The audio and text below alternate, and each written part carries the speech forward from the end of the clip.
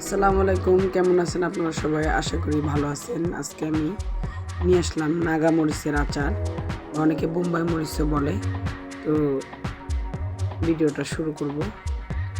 এই যে আমি কতগুলো মরিচ কিনে এনেছিলাম।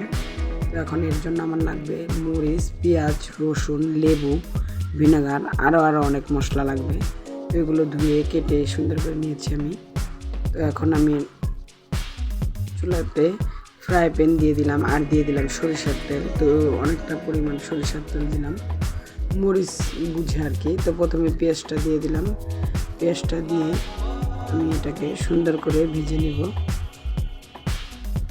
তো পেঁয়াজটা ভাজা হতে হতে এখানে আমি একটু তেঁতুলের কাজ করে নেব। তেঁতুলটা আমি পানিতে ভিজিয়ে রেখেছি আর এখানে সুন্দর করে পেঁয়াজগুলো ভেজে নেব। আর এখানে দিয়ে দিব পাঁচফোড়ন 1 চামচ আস্ত, আর দিয়ে দিব হলুদ গুঁড়া, মরিচ গুঁড়া।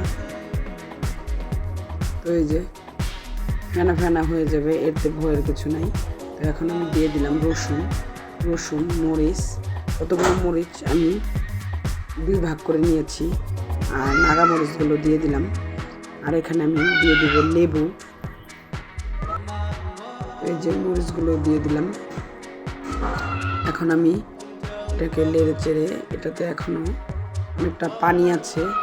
তেঁতুলের কাঠটা যে দিয়ে দিয়েছি ওটার মধ্যে একটু পানি আছে, তো ওটা দিয়ে মরিচ আর রসুনগুলো সুন্দর মতো সিদ্ধ হয়ে যাবে। তো এখন আমি দিয়ে দিলাম পাঁচফোড়নের গুঁড়া, জিরার গুঁড়া। তো আর দিয়ে দেবো ভিনেগারটা কিন্তু অবশ্যই দিতে হবে, তাহলে আচারটা অনেক দিন ভালো থাকবে। তো এই যে সুন্দর মতো হয়ে আসছে আচারটা।